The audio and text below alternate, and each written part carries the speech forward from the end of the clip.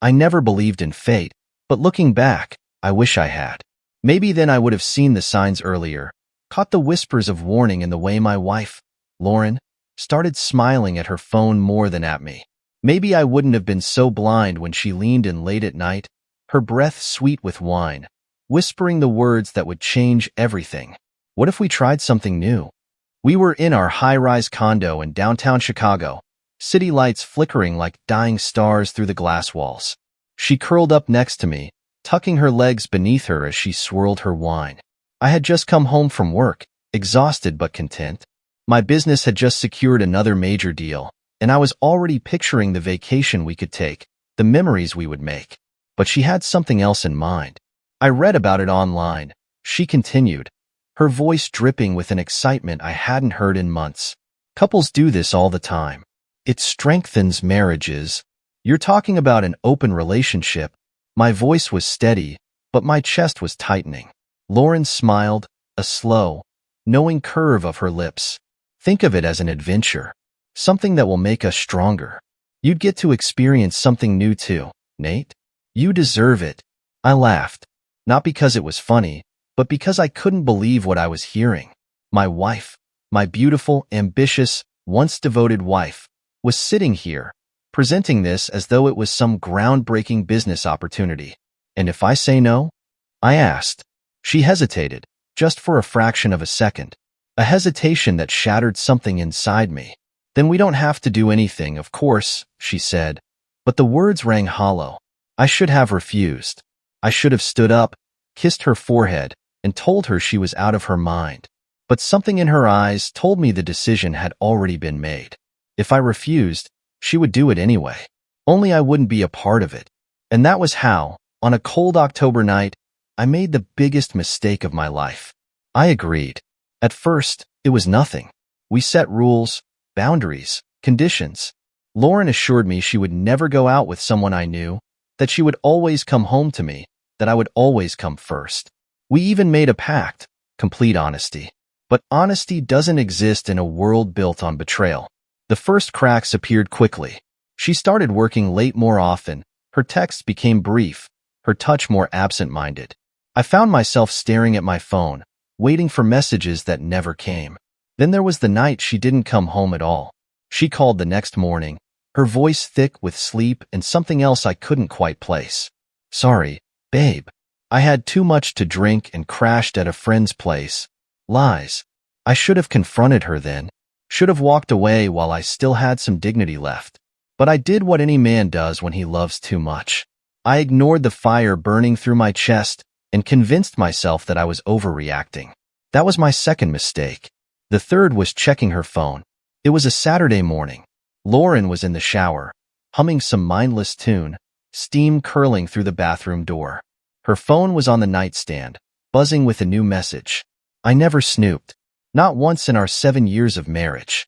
But something inside me cracked that day. I picked up the phone, swiped the screen, and my world caved in. Messages from someone named Zach. Last night was incredible. You were amazing.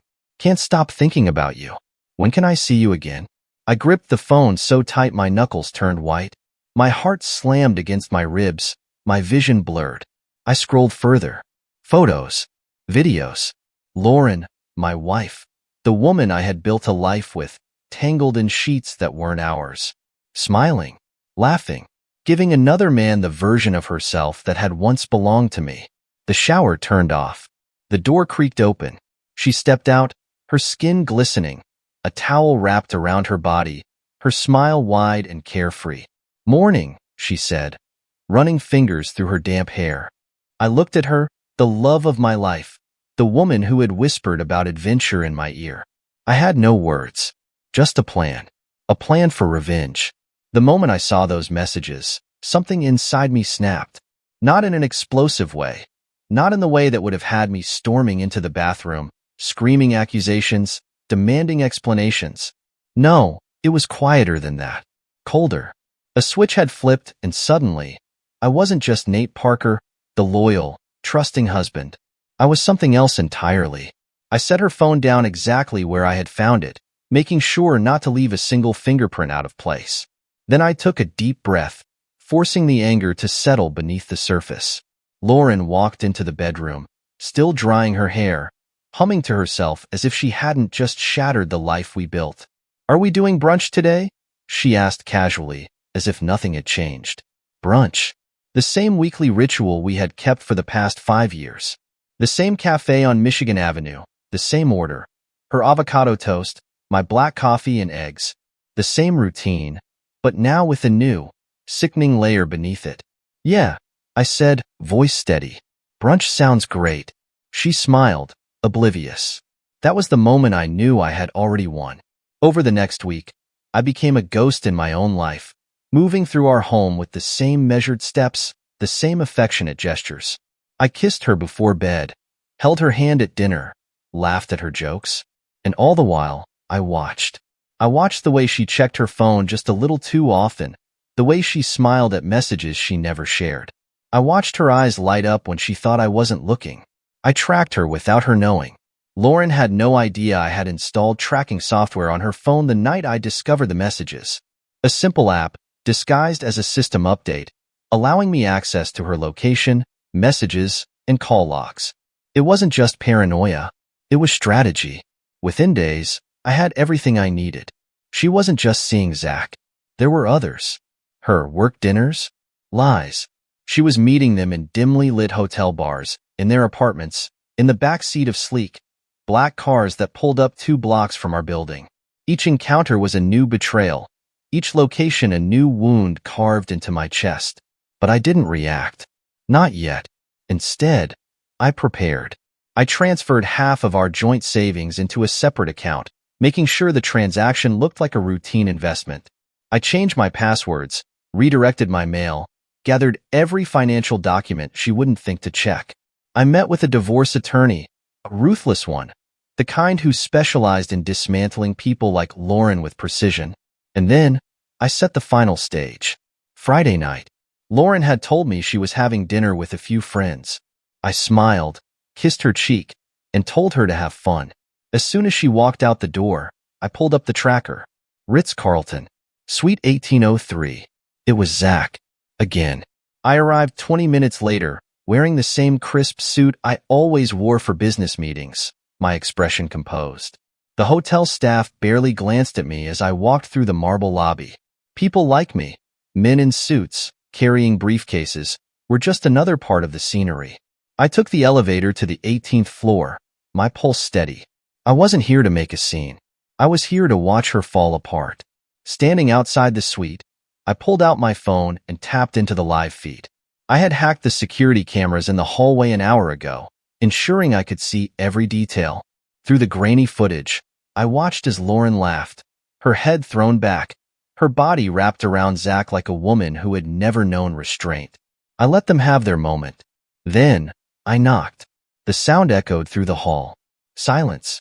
A shuffle of movement inside. Then, Lauren's voice. "Room service?" I knocked again. More movement. Zach's voice this time, confused. Then, the door cracked open, just enough for him to peer out. His expression shifted the second he saw me. Confusion. Recognition. Fear. Before he could react, I pushed the door open, stepping inside with a calmness that made him take a step back. Lauren was on the bed, wearing nothing but a silk robe, her hair tousled, lips parted in shock. The color drained from her face. "Nate, relax," I said, my voice even. "I just came to say goodbye." Zach looked between us, his body tense, like a man who had just realized he had made the biggest mistake of his life. Lauren scrambled to her feet, pulling the robe tighter around her. "This isn't what it looks like." I laughed. A real laugh this time, because the cliché was too pathetic to take seriously. "It's exactly what it looks like, Lauren," I said. "And that's fine. I just thought you should know." I glanced at Zach, giving him a slow, knowing smile. "You can have her." She blinked, caught off guard. "What?" I pulled a folded piece of paper from my pocket and placed it on the nightstand. "Divorce papers," I said simply. "I've already filed. You'll be served by the morning." Her mouth opened and closed, words failing her. "Oh, and one more thing," I added, stepping toward the door. "You might want to check your bank accounts." I turned to Zach, whose face had paled. Enjoy picking up the pieces. And then, without another word, I walked away. As I stepped into the elevator, a message popped up on my phone. Transfer successful. All assets frozen. Lauren had wanted an adventure. Now she had one. She just didn't realize she was the prey. I walked out of the Ritz-Carlton without looking back. I didn't need to. I could already picture the scene unfolding behind me. Lauren scrambling to grab her phone, desperately checking her accounts, finding them frozen. Zach standing there, suddenly aware that whatever fantasy he had about winning my wife had just turned into a nightmare. The elevator doors slid shut, and I exhaled, a slow breath of satisfaction. But I wasn't done. Not even close. I had spent the last week preparing for this moment, but there was still work to do. I slid into my car, my mind already moving to the next step. Lauren's entire world had been built around comfort. Her job at a luxury PR firm, her network of socialite friends, the image of a perfect, successful marriage. She was the kind of woman who thrived on appearances, who meticulously crafted every Instagram post, every carefully curated outing to showcase the life she wanted people to believe she had. And now, I was going to burn it all to the ground. The first call I made was to her boss, David Reynolds, the CEO of the firm she worked at. He had always liked me, respected me. When Lauren got the job 3 years ago, I was the one who had introduced them at a charity gala. David, it's Nate Parker. Nate, good to hear from you. What's up? Listen, I wanted to give you a heads up. I've just filed for divorce from Lauren. A pause. I could almost hear the gears turning in his head. I'm sorry to hear that, he said carefully. Is there something I should know? Well, I sighed, feigning hesitation. I don't want to make this messy, but there's been misconduct. She's been using company resources for personal entertainment, luxury suites, high-end restaurants, client perks, not for work. I let that hang in the air. David, I respect you and your company, and I didn't want to drag you into this. But if the board finds out before you do, it won't look good. David exhaled sharply. I appreciate the call, Nate. I'll look into it. I hung up, knowing exactly what was coming next. Lauren wasn't just going to lose her husband. She was about to lose her job, too. The next phase was personal. Lauren had built her social identity around a circle of high-status women, wives of executives, influencers, people who thrived on exclusivity. I had no doubt she'd spun them some fairy tale about our open relationship experiment, probably painting herself as a free spirit, a modern woman embracing adventure. I was about to change the narrative. That night, I hosted a gathering at the Peninsula, a 5-star hotel where Lauren and I had celebrated our last anniversary. Only this time, she wasn't invited. Instead, I invited her friends. The women showed up expecting another evening of cocktails and polished conversation, their designer dresses and flawless smiles reflecting the kind of world they believed they lived in. I stood at the bar, drink in hand, and watched as the whispers started. Where's Lauren? One of them finally asked. I smiled. She couldn't make it. She's dealing with some unexpected complications. A few confused glances. What kind of complications? Another woman pressed. I sighed dramatically, shaking my head. I shouldn't say. It's personal. Which, of course, meant they had to know. The floodgates opened. I let them believe they were prying the information from me, pretending to be reluctant as I revealed just enough. How Lauren had encouraged the open relationship but then broke every rule. How she had emptied our savings on her lovers. How she was probably going to be fired soon. By the time the night ended, her reputation was already on life support. The next morning, I woke up to a barrage of missed calls and messages from Lauren. I ignored them. Instead, I focused on the final piece of my plan, ensuring that Lauren had nothing left to hold on to. By noon, her access to our apartment had been revoked. The doorman, James, was given strict instructions. Under no circumstances was she to enter. At exactly 3 p.m., I received a frantic call from our building's front desk. Mr. Parker, your wife is here and she's making a scene. I smiled. Tell her she's no longer welcome. Then, for the first time in a long time, I turned off my phone. Lauren had spent years crafting an illusion. Now, she was watching it collapse in real time. and I wasn't even close to being finished. I sat in my office, a floor-to-ceiling view of Chicago stretched before me, sipping a bourbon I didn't even taste. The city moved below like a well-oiled machine. People rushing to work, cabs honking, life carrying on as if my world hadn't been upended. Except it hadn't. Not really. Lauren was the one spiraling, clawing to hold onto the life she thought she controlled. I was just the executioner, watching the blade drop in slow motion. My phone buzzed again. Another call from her. The 20th in the past 2 hours. I let it ring. A text followed. Nate, stop ignoring me. This isn't funny. You froze our accounts? What the hell is going on? I smiled. She still didn't understand. I let a full minute pass before replying. I'm just giving you what you wanted. An open life. Without me. 3 dots appeared, flickered, then stopped. She was thinking. Scrambling. Trying to find a way to manipulate me. It was too late for that. That evening, I went to dinner at Del Frisco's, a place Lauren and I used to frequent with clients. It was upscale, full of polished professionals and old money executives sipping overpriced wine. I wasn't there for the food. I was there because I knew Lauren would show up. And she did. She walked in wearing the same kind of dress she always did. Tight, designer, meant to turn heads. But her usual effortless confidence was gone. She looked around, her eyes scanning for me, for someone, anyone who could help her piece together what was happening. Her phone was pressed to her ear. I already knew who she was calling. Her lawyer. I had anticipated that. Her assets were frozen, but not completely.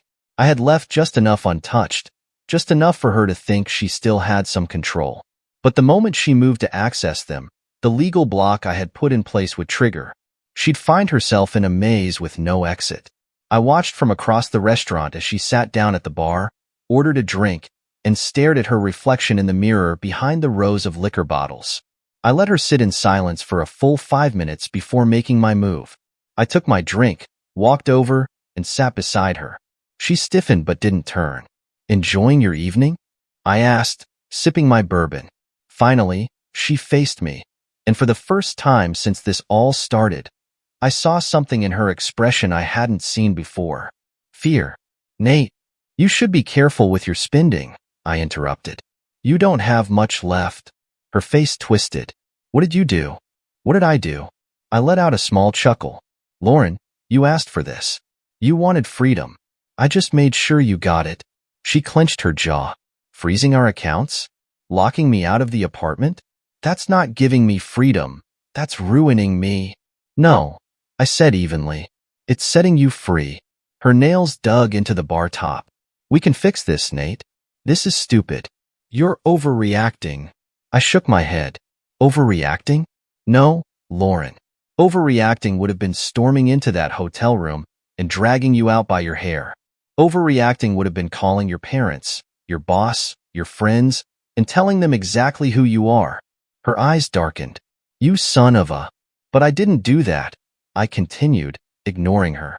I gave you a chance. I let you have your adventure. And now, I'm simply making sure you deal with the consequences. Her breath hitched. I can't believe you're doing this to me. Oh, you can, I said, leaning in slightly. You just never thought I'd be capable of it. She swallowed hard, and for the first time in years, I saw her as she truly was. Weak, desperate, exposed. I finished my drink, set it down, and stood. Enjoy the rest of your night, Lauren. I walked out, leaving her there, surrounded by everything she had once held dear, yet utterly alone. And I wasn't done yet. Not even close. I woke up the next morning feeling lighter than I had in years. The weight of Lauren's betrayal had settled into something sharper, something useful. No more blind trust, no more playing the fool. I had controlled every move, every reaction, and now she was exactly where I wanted her.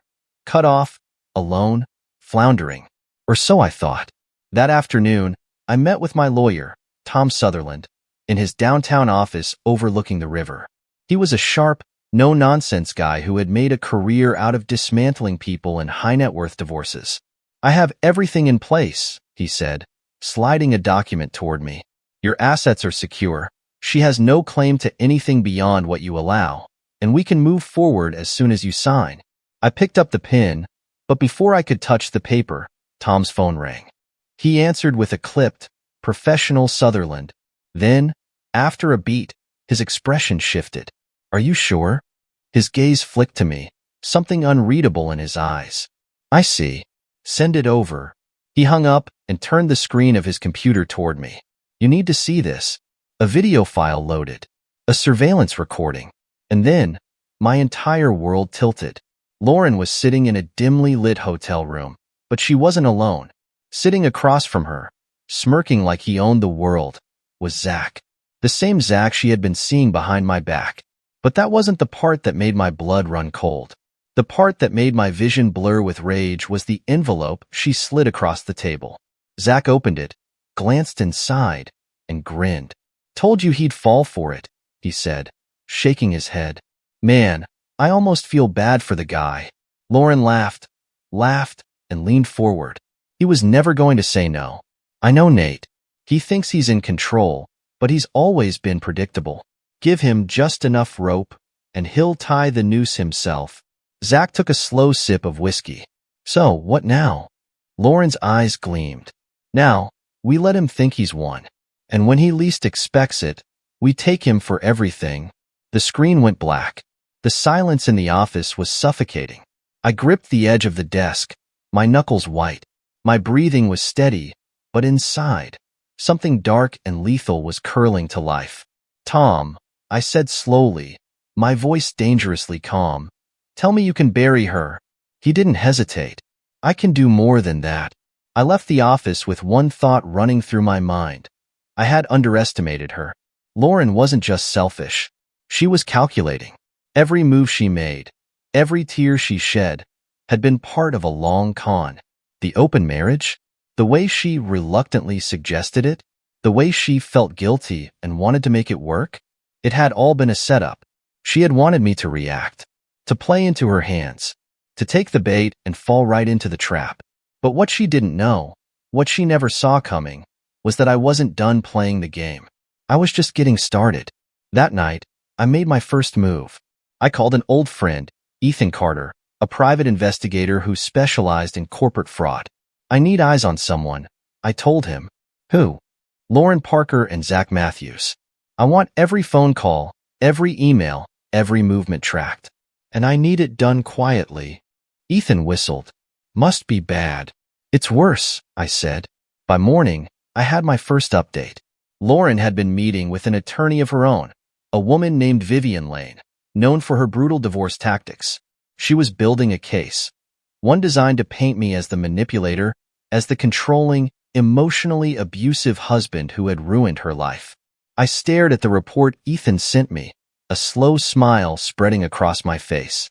Lauren had no idea she had already lost, because while she was busy setting up her game, I was rewriting the rules. And when I was done, she wouldn't have anything left. Not her money, not her reputation, not even him. I sat back, exhaling slowly, as the final piece of my plan slid into place. Lauren thought she was about to pull off the perfect betrayal. She had no idea the real trap had just been set. And this time, there would be no escape. Lauren thought she was playing chess, moving pieces in the dark, setting me up for a spectacular downfall. She had no idea I had already flipped the board. By the time Ethan finished his investigation, I had every detail I needed. Lauren and Zach had been careless, cocky. They thought they were untouchable, that I was just some heartbroken fool lashing out. They were wrong. The first strike came fast. I sat in my office, scrolling through my phone, a slow smile tugging at my lips as I sent the first email. To David Reynolds. Subject, urgent compliance issue. David, I wanted to follow up on our last conversation. I've come across some concerning financial discrepancies regarding Lauren's use of company funds. Attached, you'll find expense reports showing unauthorized transactions tied to personal activities. Given your firm's reputation, I thought you'd want to be ahead of this before the board gets wind of it. I attached the receipts Ethan had found: luxury hotel stays, expensive dinners, charged under client meetings that never happened. Evidence of Lauren using her company's corporate card to fund her affairs. I didn't have to wait long. An hour later, David called. Nate, Jesus Christ. I don't even know what to say. I'd say termination is a good place to start, I replied smoothly. A heavy sigh. We have to investigate officially, but, yeah, this is bad. We can't have this tied to us. The board will want her gone. I leaned back in my chair, satisfaction settling in. I figured. Just thought you should hear it from me first. By the end of the day, Lauren's access to the company servers had been revoked. Her name was being quietly scrubbed from client accounts. By tomorrow morning, she'd walk into the office only to be escorted right back out. And that was just the beginning. The second strike was Zach. He had a history.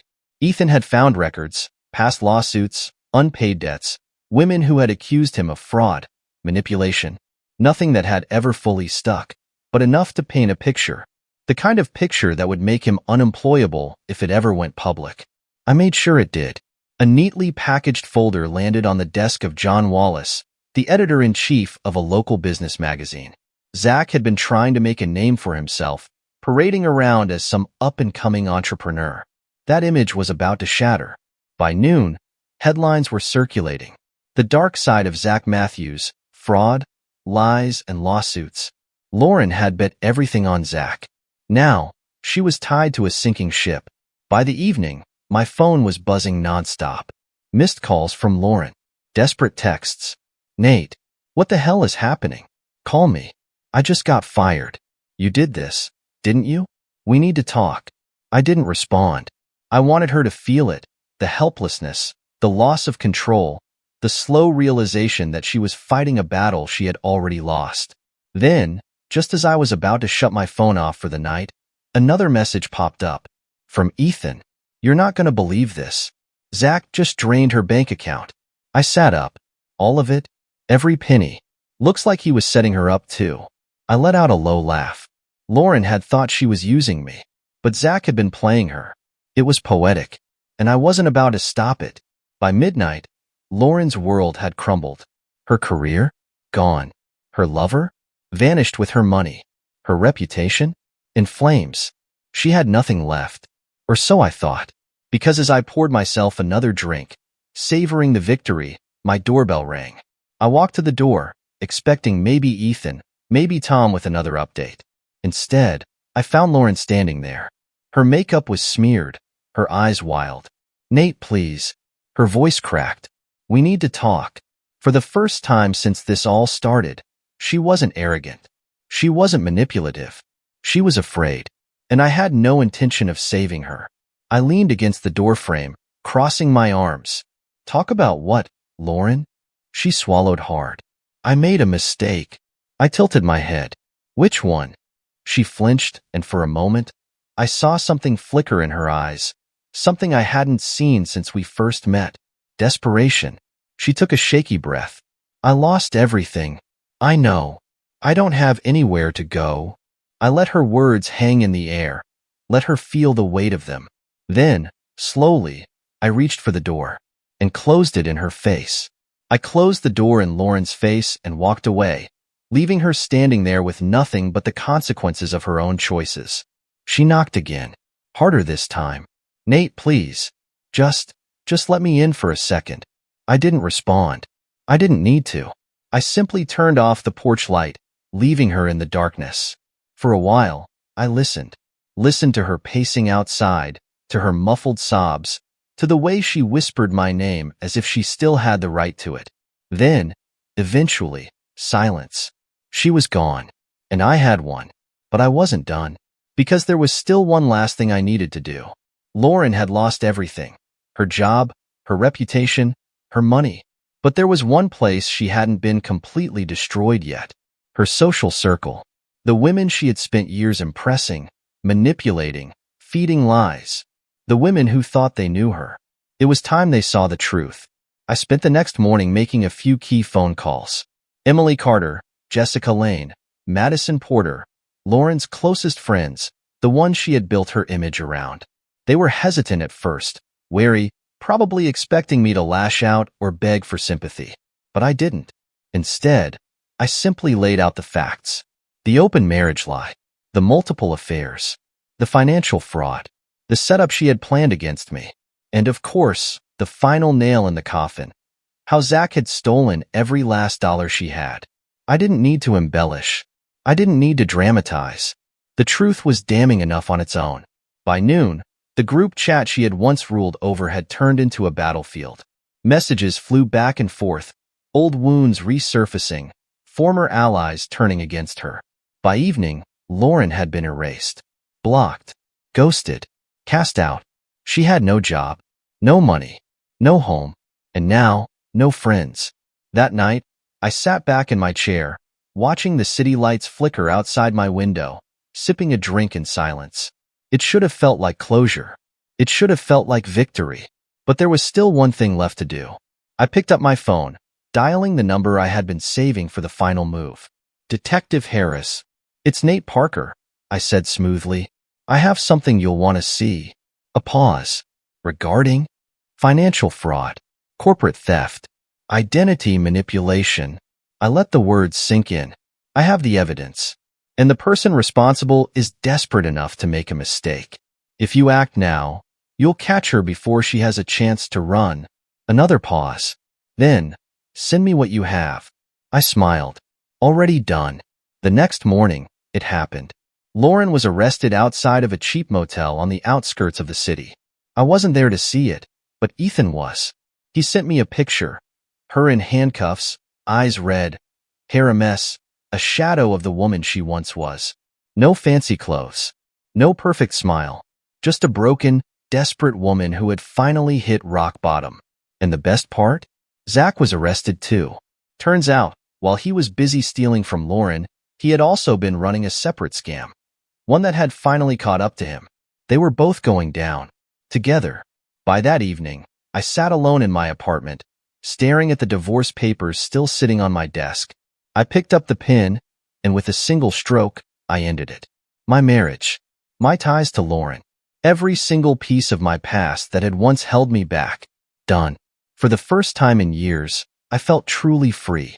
But then, just as I was about to pour myself a final drink, my phone buzzed. A blocked number. I stared at it for a long moment before answering. Hello? A pause. Then, a low, breathless voice. Nate, you have no idea what you've just done. The line went dead. I lowered the phone slowly, my pulse steady. Lauren was finished. And yet, something told me this wasn't over. Not yet. The call echoed in my head long after the line had gone dead. Nate, you have no idea what you've just done. The voice was unmistakable. Lauren. But she was supposed to be in jail. A sharp chill ran down my spine. I had planned for everything. Her downfall, her humiliation, her complete destruction. But this? I hadn't planned for this. I immediately called Ethan. Tell me you're watching her. A beat of silence.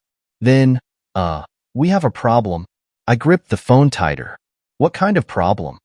Lauren made bail. I sat up straighter. How? Zach? Ethan muttered. Bastard called in a favor. Pulled strings. Got her out. I felt my jaw clench. I should have finished Zach when I had the chance. She's not alone, Nate. She's with him. And they're moving fast. Where? A pause. Then, your place. The words hit like a gunshot. I sprang from my chair, grabbed my keys, and was out the door in seconds. 15 minutes later, I pulled up to my apartment. The lights were on inside. They were already here. I parked, heart pounding, my mind already calculating my next move. There was no time to call the cops. Lauren and Zach had come for one reason only. Desperation. They had nothing left. No money. No reputation. No future. Which made them dangerous. I stepped out of the car, inhaling deep, steadying myself, and then I walked straight into the trap. The moment I stepped inside, I knew something was wrong. The place was too quiet, too still. Then, the door slammed shut behind me. Hello, darling. Lauren's voice. Smooth, controlled. I turned, and there she was. Standing by the kitchen counter, a gun in her hand. Zach emerged from the shadows, arms crossed, a smug grin on his face. You made this really difficult for us, Nate. His voice dripped with amusement. I exhaled slowly, keeping my hands where they could see them. You broke into my home. My voice was even, Unreadable. Lauren scoffed. I lived here too, remember? Not anymore. Her expression darkened. You ruined me, Nate. No, Lauren. You ruined yourself. Her hand tightened around the gun. You took everything from me. My job, my money, my life. And yet, here you are, I said coolly, still blaming me. Zach chuckled, shaking his head. See, that's the problem with you, Nate. You think you're the smartest guy in the room, but you're not. Not anymore. I studied them both, my mind racing.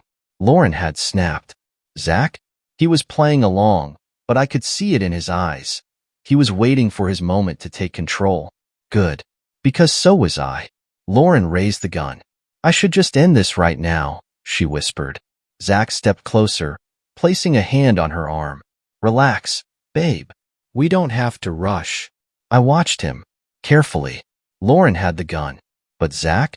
Zach was still Zach. Selfish, greedy, always looking for an exit strategy. I could use that. I tilted my head, letting my voice drop to a near whisper. Lauren, did he tell you? She frowned. Tell me what? I smirked. That he took what little money you had left. Her eyes flicked to Zach. Just for a second. But it was enough. In that instant, I moved. I lunged forward, grabbing Lauren's wrist, twisting hard. The gun went off. A deafening bang. Lauren screamed, the shot hitting the ceiling. I ripped the gun from her grip, stepping back just as Zach panicked. Screw this, he yelled, bolting for the door. Lauren stared after him, stunned. Zach? But Zach was already gone. He had used her. And now, when things got real, he had left her behind.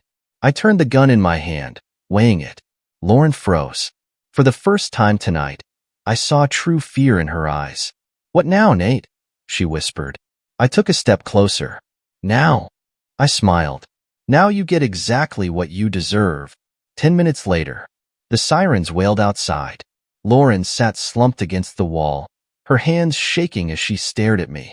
I had called the cops myself. I had let her hold the gun. The prints? All hers. The story? Simple. Lauren Parker had broken into her ex-husband's home, armed and desperate. When the police burst through the door, I was calm. She was hysterical. And Zach? Zach was long gone, leaving her to take the fall alone. It was over. This time, for good. As they took her away, she turned, eyes wide with horror. You set me up.